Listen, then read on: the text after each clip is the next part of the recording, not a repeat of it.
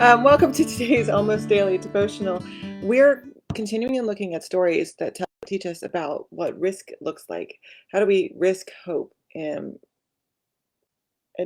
should hope cost us something? So today we're going to listen to what Jesus has to say in Luke chapter 14. This is the 12th verse.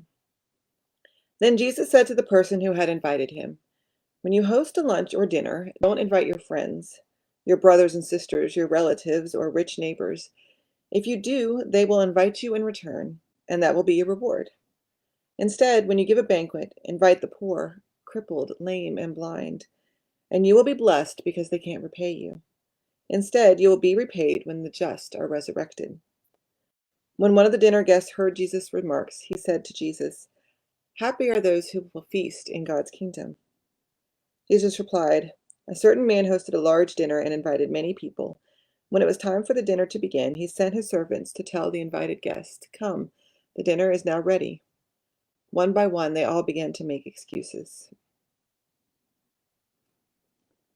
So this Jesus at this point he's preparing to go to Jerusalem for the last time, and he is preaching along the way. So he knows what's going to happen. He's preparing himself and his disciples and the people who are listening to him for the last of things, the last moments they have with Jesus. So it's sort of like the last lessons Jesus wants to get in before he has to go to Jerusalem and do all of the things that come along with that adventure to Jerusalem.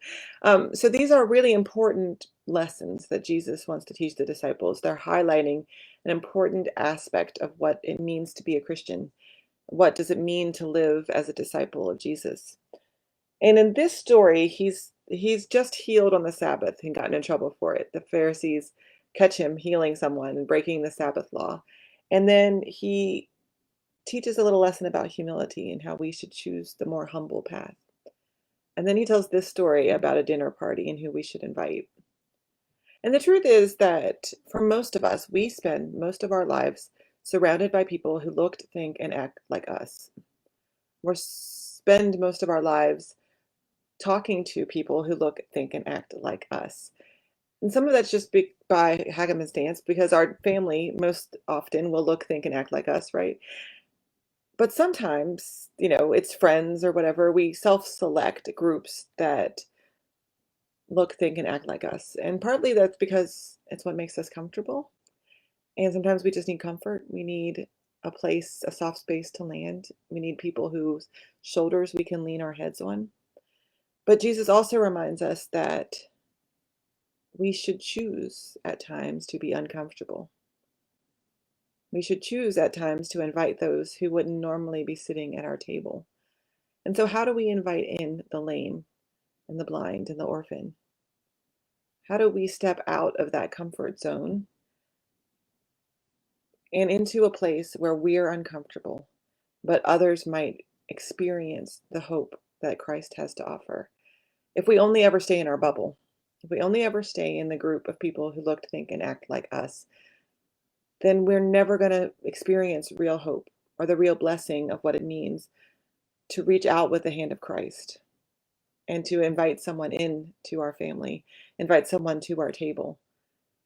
And maybe it is literally inviting someone who's hungry to our table, or maybe it's just going the extra mile to talk to that coworker who annoys you at work, or help someone at the grocery store who doesn't know what they're doing, or or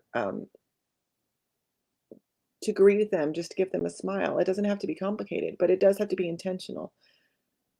When we want to offer hope, it requires us to be humble and to acknowledge that we're people and they're people, and there's not that much difference between the two of us. And it requires a generosity of spirit that we're willing to risk being uncomfortable for a little while so that we can reach out our hand to the other. We can reach out our hand and say, "You are welcome at my table. You're welcome here." And that's all Jesus asks. Is there room for the blind and the lame and the orphan at our table? God bless.